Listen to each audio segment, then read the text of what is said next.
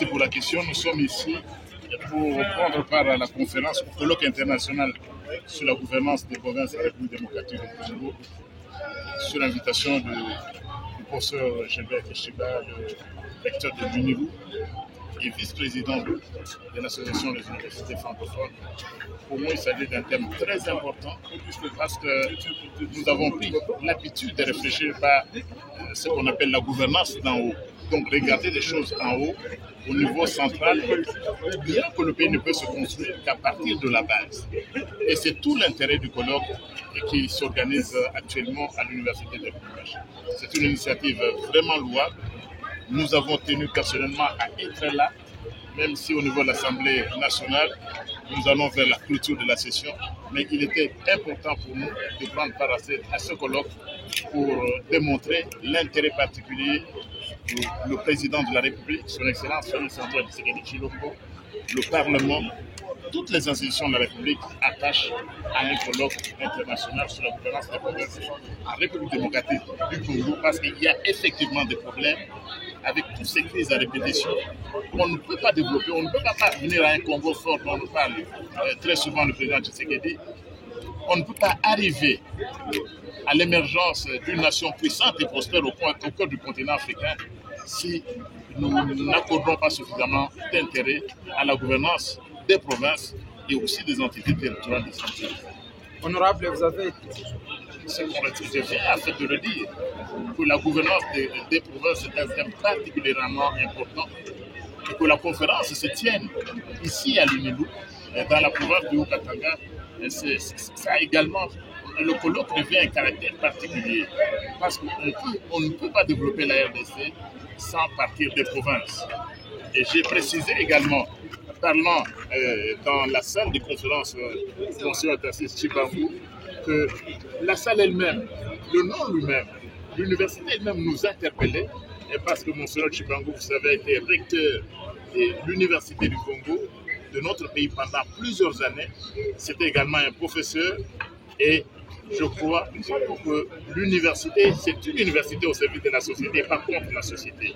Il en est de même pour toutes les institutions politiques ou même les institutions de la société civile comme les églises, qui ne peuvent pas être des instruments de l'opposition, des instruments contre le pouvoir, mais l'église, l'université, toutes les autres institutions doivent être des instruments de réflexion pour le bien-être de la société. Il nous faut donc, comme disait un collègue, il nous faut réinventer l'espoir. Il faut réinventer l'avenir. Nous avons foi dans ce Congo-là émergent. Nous avons foi dans ce Congo-là fort et prospère au continent africain. Et nous devons tous par nos énergies y contribuer. Et l'important de l'université, c'est quoi? L'université, c'est le lieu de production du savoir. On ne peut pas développer sans le savoir scientifique. Et vous avez vu toutes les institutions de la République représentées, sauf peut-être les cours et tribunaux. Mais en gros, je voulais simplement démontrer qu'il y a deux univers pour comprendre les problèmes de la province en particulier, mais du pays en général. C'est-à-dire qu'il y a deux environnements, socio-culturels et juridiques. Les habitudes, les logiques que secrète l'environnement socio-culturel peuvent être différentes que ce que l'environnement juridique prône. Alors, il y a une dichotomie, il y a une différence entre ce qui se fait réellement et ce que la loi prévoit. Alors maintenant, comment faire pour concilier les deux? C'est en observant les faits et en tirant le meilleur des deux mondes pour aboutir à une meilleure loi qui tient compte des contextes réels de comment fonctionne le pays. C'est un peu ça, en gros, ma problématique. C'est-à-dire qu'après avoir observé les faits, après avoir vu qu'il y a certaines pratiques mauvaises, mais je crois que toutes les pratiques ne sont pas mauvaises, faire ressortir les bonnes pratiques afin que la loi qui existe, mais qui ne tient pas compte de comment ça fonctionne, puisse s'adapter à ce fonctionnement-là. Et je crois qu'une fois que cette loi qui aura été changée va être édictée, vous verrez que l'application sera plus facile, parce qu'on va se reconnaître en cette loi. Diffusion, de large vulgarisation, parce que on va le reconnaître, le problème de toutes ces choses ici, c'est parfois le suivi. Et là, je crois que de plus en plus, nous serons des très importants, parce que les résolutions qui ressortent de ces colloques ont pour ambition d'être appliquées. et d'être retenu pour justement améliorer et changer le comportement. Et ce comportement qui va justement définir la bonne gouvernance et qui va permettre de Merci beaucoup. Je voudrais d'abord commencer par remercier le recteur de l'Université de Lubumbashi qui m'a invité en tant que praticien de la décentralisation pour l'avoir expérimenté pendant 21 ans afin que je vienne partager mon expérience sur les crises récurrentes dans les programmes. Pourquoi ça ne marche pas dans les programmes? Comme vous l'avez suivi tout à l'heure, il y a des causes qui relèvent de la Constitution, des causes qui relèvent de la loi, des causes qui relèvent du comportement politique. Par exemple, au sujet de la Constitution, on a calqué les modèles des sanctions des autorités provinciales sur les modèles nationaux. Alors que le Premier ministre est issu de la majorité parlementaire au sein de l'Assemblée nationale et nommé par le président de la République, le gouverneur, lui, n'est pas nommé. Il est élu par l'Assemblée provinciale. Mais aux deux personnalités, on applique le même type de sanctions, ce qui est déjà anachronique au niveau de la Constitution. Parce que quelqu'un qui est nommé et quelqu'un qui est élu, on ne peut pas leur appliquer les mêmes mesures. Donc déjà le biais est venu de la Constitution lorsqu'il a dit à l'article 146 que la manière dont on doit sanctionner le Premier ministre et les ministres doit être la même que pour les gouverneurs et les ministres provinciaux. Alors ce biais-là est réconforté par la taille de l'Assemblée nationale et la taille des assemblées provinciales. Pour l'Assemblée nationale, on a 500 députés. C'est normal qu'une motion de censure pour faire partie du gouvernement qui est de 25% des membres qui composent l'Assemblée nationale soit de 125 députés. C'est quand même difficile pour réunir 125 signatures et faire partie d'un Premier ministre. Mais au contraire, la Constitution a appliqué la même proportion dans une province qui a 20 députés, où les 10%, c'est 2 députés qui se réunissent et qui introduisent une motion. Et donc ça, c'est le premier biais constitutionnel que j'ai pu relever pour dire qu'on doit changer pour élever les niveaux de seuil de recevabilité des motions au niveau provincial pour qu'il ne soit pas de 10% ni de 25%, mais qu'il se situe entre 50% et 2 tiers des membres qui composent l'Assemblée nationale.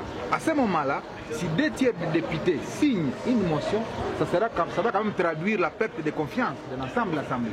Que 2 personnes se réunissent, comme je l'ai dit, autour d'un verre et dire bon, il faut qu'on fasse partie du gouverneur. Alors la conséquence c'est quoi? C'est que le gouverneur est dans une sorte d'exercice d'autoprotection et c'est là au détriment du problème réel de développement de l'entité. Deuxième biais, c'est au niveau politique. Chaque acteur politique veut contrôler une province en y envoyant les siens. Alors que non, le gouverneur devrait être élu pas parce qu'il est au service d'un individu, mais parce qu'il veut être au service de la population. Et donc le fait que chaque acteur veut placer son gouverneur dans une province affecte le développement des provinces et amène à des crises parce que le gouverneur ne se sent pas redevable devant les députés et donc la population, mais se sent redevable devant celui qui l'a envoyé. Et la conséquence c'est qu'il oublie et le peuple et les députés, et par sursaut d'orgueil, les députés disent ah ben, on va vous sanctionner parce que vous ne voulez pas tenir compte de notre existence, vous voulez tenir compte de celui que vous a envoyé ici. Donc ce sont là les éléments autour desquels nous avons échangé pour également stigmatiser les comportements souvent du pouvoir central depuis 2006 jusqu'à aujourd'hui. C'est que le pouvoir central a retenu en fait le transfert des compétences et des charges au niveau des provinces, ce qui ne donne pas aux provinces la possibilité de pouvoir exécuter les programmes. Ils ne vivent que sur base des ressources qui sont minables, alors que si on prenait les 40% pour un budget de 10 milliards, ça vous fait 4 milliards. Et donc les 4 milliards là, si on les répartissait sur l'ensemble des provinces, ça va quand même booster le développement au niveau de la base. Alors ma réflexion était d'interpeller le pouvoir central où certains acteurs se comportent comme s'ils n'appartiennent pas aux provinces. Alors que chacun de ces acteurs vient au moins d'une province et qu'on ne devait pas croire que le pays doit être développé à partir de la capitale. Et donc, cette invitation du directeur de l'université permet de lancer le débat autour de l'efficacité des politiques publiques qui ont été mises en place depuis 2006 jusqu'à aujourd'hui pour gérer les institutions provinciales et la valeur que ces institutions ont pour contribuer et montrer effectivement que la institution provinciale tarde à être efficace. Pas parce qu'elles ne veulent pas réussir, à la fois constitutionnels, légaux, mais aussi politiques qui empêchent les provinces à pouvoir faire démarrer le développement. À la démocratie, entendu que la démocratie, c'est aussi la participation collective, mais aussi individuelle, et sous l'initiative évidemment de la base. Et dans ce cas-là, précisément, l'Université de Lubumbashi, selon ce que j'entends, avait raison d'occasionner cette rencontre des scientifiques pour qu'à partir des mises en commun de leurs expériences, vous avez constaté qu'il y a ici des hautes personnalités, anciens gouverneurs par exemple, et puis les représentants des hautes institutions, donc de l'Assemblée nationale, de l'Assemblée provinciale, du gouvernement national, du gouvernement provincial, de façon que toutes ces institutions soient les dépositaires de nos résolutions, de nos aspirations et aussi des conclusions que nous aurons ici, sans doute qui seront publiées, mais déjà à déposer par ces institutions auprès du président de la République, chef de l'État, pour que par rapport aux élections notamment qui arrivent, qu'on choisisse des projets de société, une vision de la société, des perspectives d'une société, comme on chante tous les matins, un Congo plus beau qu'avant. Et cela part de quoi? Cela part de la conception, cela part de la planification, cela part de la projection, cela part de la rencontre entre les diversités scientifiques, académiques, culturelles, socioculturelles, anthropologiques. Cela a été dit par la Dikaba du chef de l'État. Vous avez suivi le professeur Badet qui a été entier par rapport à la démonstration de ce que devrait être le profil notamment du leadership. Et vous avez suivi le ministre, son Excellence Badet, qui a fait l'autocritique des crises au sein disons, des institutions provinciales, entendu l'Assemblée provinciale et le gouvernement, et une tendance à avoir et à prétendre à des bons moments ainsi qu'à leur bonne application. Donc, ces assises auront pour ambition de servir d'inspiration probablement à quiconque voudrait avoir une vision de ce Congo plus beau qu'avant, mais essentiellement les pouvoirs publics ou les institutions publiques. Merci beaucoup. Merci. Je pense que c'est une initiative louable de l'Université de Lubumbashi en tant qu'université par rapport à la responsabilité qui nous incombe, d'essayer de réfléchir des questions de bonne gouvernance, surtout en République démocratique du Congo où il y a un bavure ou un désordre organisé au niveau des provinces décentralisées entre les assemblées provinciales et le gouvernement provincial, et voir même le mode d'élection des députés provinciaux et des gouverneurs. Alors c'est très capital que les scientifiques que nous sommes, nous puissions nous atteler sur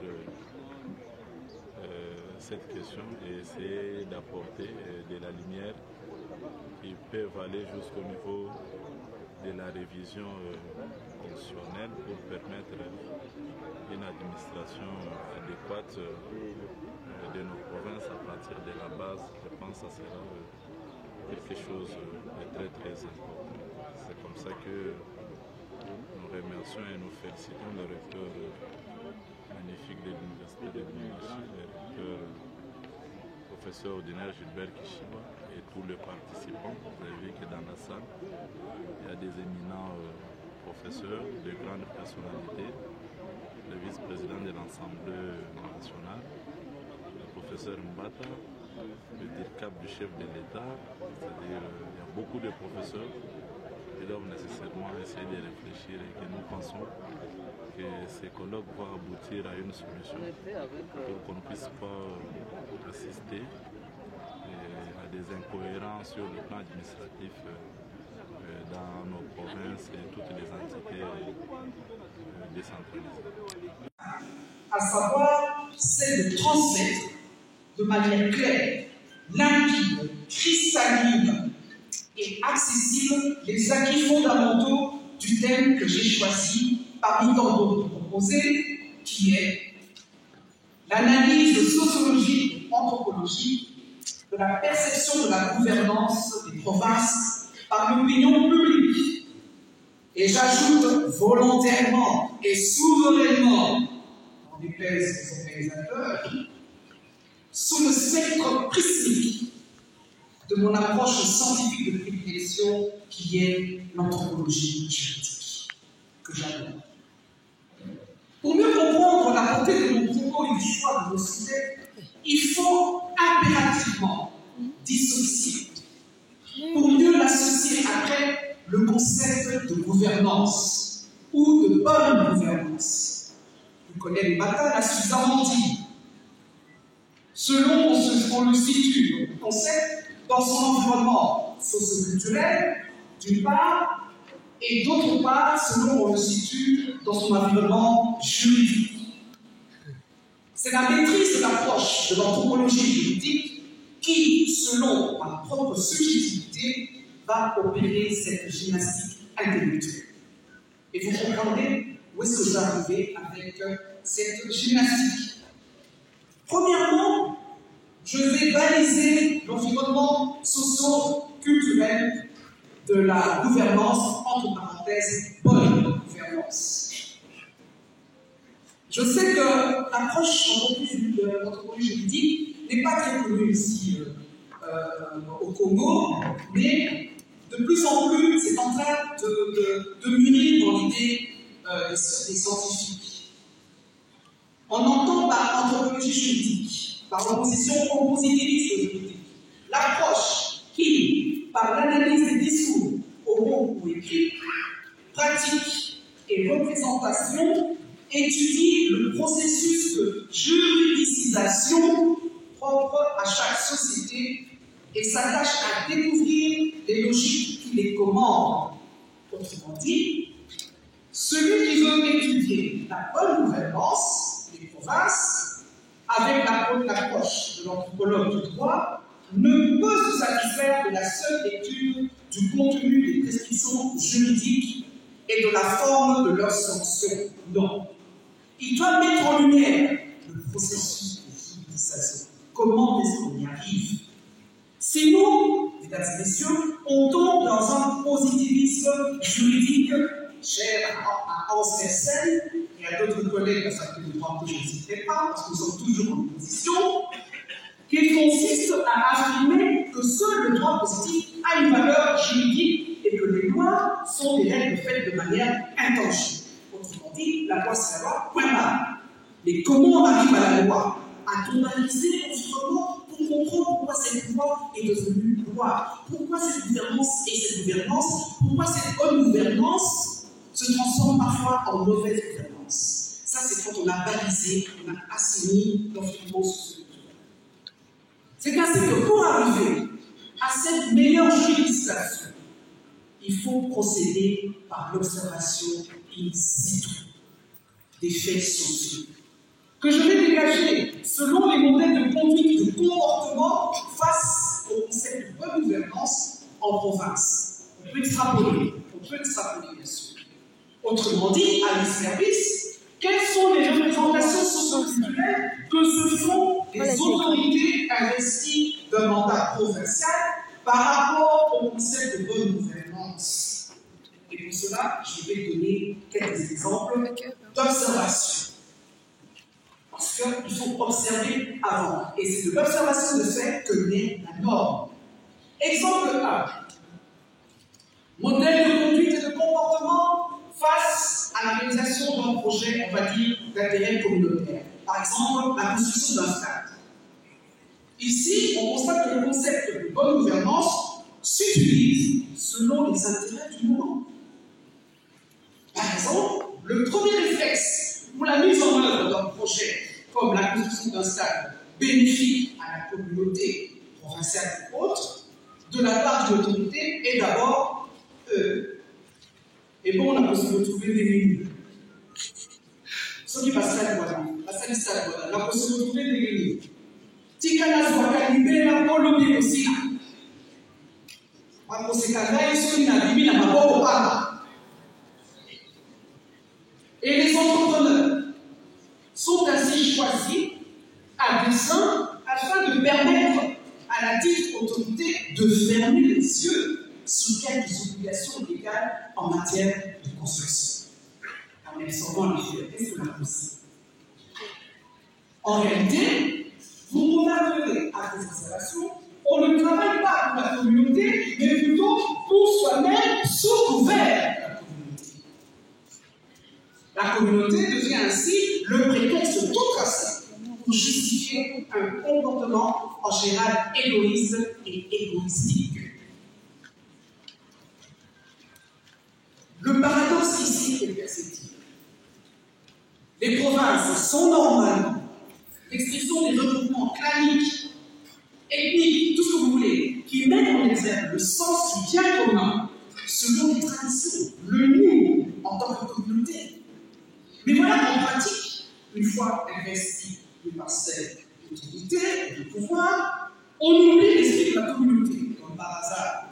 Vous ne regardez que son intérêt propre, le moi, l'ego.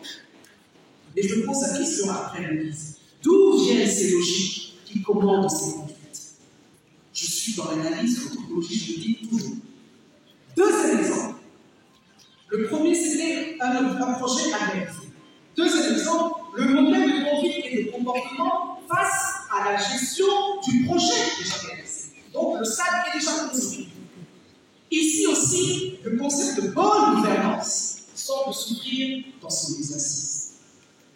Une fois que le projet est totalement réalisé, en principe, pour le grand bonheur de la communauté, voilà que l'autorité s'empresse d'y positionner des animateurs capables, voire obligés, d'abord de préserver ses intérêts en exigeant du pourcentage sur ce qui est mobilisé dans la gestion. C'est l'observation des faits. Je n'invente rien, j'observe. Selon ma subjectivité, je le dis. D'où viennent ces logiques qui commandent ce comportement? Ça, c'est l'environnement socio-culturel. Voilà balisé. À vous de comprendre à quel niveau ça se situe. Dans le deuxième niveau d'environnement, deuxième analyse, c'est l'environnement juridique du concept de bonne gouvernance. Sans entrer dans l'exhaustivité, mesdames et messieurs, de la définition de bonne gouvernance, je vais me limiter à indiquer les éléments essentiels que forment les piliers de la bonne gouvernance, juridiquement parlant, bien sûr. La transparence, premièrement. C'est quoi? C'est communiquer ouvertement et honnêtement avec les membres de son équipe. Deuxième, la responsabilité. C'est l'obligation ou la nécessité morale de répondre, de se porter garant de ses actions ou celles des autres. Troisièmement, la redevabilité. C'est l'obligation de rendre compte de ses actes. La participation. C'est la communauté doit se sentir impliquée parce qu'elle est premièrement concernée. Et enfin, la capacité de répondre aux besoins de la communauté. C'est ça la bonne gouvernance. Et là, nul ne peut douter de l'existence des lois et des règlements dans ce pays relatifs à la bonne gouvernance. On les a. Mais la question fondamentale ici est de savoir pourquoi, alors que la loi existe dans toute sa rigidité, la bonne gouvernance n'arrive pas réellement à s'appliquer. Et c'est là que l'environnement socio-culturel devient intéressant. Est-ce parce que l'on remarque que la sanction en cas de violation n'existe pas? Ou est-ce que parce que tous les éléments constitutifs de la définition de la gouvernance sont étrangers à la pratique réelle sur le terrain? Ces deux questionnements montrent clairement la dichotomie qui existe entre l'environnement socio-culturel et celui juridique, concept de bonne gouvernance. Je n'invente rien, je le sais. L'inapplicabilité la difficulté d'application des normes de bonne gouvernance provenant de l'univers juridique dans un champ mental, on l'a dit ici, dans un champ mental appartenant à l'univers socio-culturel, permet justement de laisser place à des pratiques ou des mentalités justifiées par notamment les Anakarambo. Est-ce que Dieu doit c'est l'eau? Et l'eau, c'est Vanda Yozanan. On a entendu ça. Soyons francs. Soyons francs, chers amis, soyons francs. Nous avons tous déjà entendu ces répliques choquantes. Nous voyons là une mentalité bien ancrée. Eh bien, ces modèles de conduite et de comportement sont simplement devenus la normalité de la normalité. La normalité, elle a, de la normalité, elle a le sens. Je ne sais pas si on peut trouver meilleur oxymore. Et bien, l'oxymore, je crois que vous savez ce que c'est. C'est une figure de style qui réunit deux mots en apparence contradictoires. Et j'adore les utiliser tout le temps. Et enfin, comment concilier alors les deux environnements socio-culturels et juridiques concernant la gouvernance? Mais il n'y a pas de secret. Il faut impérativement tirer le meilleur des deux environnements. Puisque les modèles de conduite et de comportement par rapport à la bonne gouvernance proviennent vraisemblablement de certaines logiques qui la commandent et entretenues, qui justifient la modalité qui s'installe, et que les représentations socio-culturelles que se font les autorités en général par rapport à la bonne gouvernance proviennent de certaines habitudes mélangées par la coutume et par la modernité. On est dans le deux qui s'installe. Donc, on est tantôt plutôt. Il faut par conséquent voir si l'environnement juridique de la bonne gouvernance peut s'encastrer dans la mentalité et réguler le champ social. J'invite chacun de nous à réfléchir sur la profondeur de cette assertion pour avoir sa propre opinion, parce que je ne suis pas Dieu le Père. Qui peut venir ici dire que ça c'est bon, ça c'est pas bon. Mais on compte sur la bienveillance et le bon sens quand il s'agit de bonne gouvernance. Et surtout quand on veut que notre pays se développe. De sorte que ceux qui auront les yeux pour voir, eh bien qu'ils voient. On parlait d'église dans tout l'instant. Ceux qui auront les oreilles pour entendre, entendent. Je peux conclure en disant, chers amis, il ne faut pas qu'on se méprenne. Je suis avant tout une juriste confirmée et formée à l'école de rédiction des normes juridiques, mais qui, après observation du terrain, au fur et à mesure de mes recherches scientifiques sur divers sujets en sciences sociales et humaines, est devenue, un peu comme ça, est devenue partisane férue de l'approche de l'anthropologie juridique.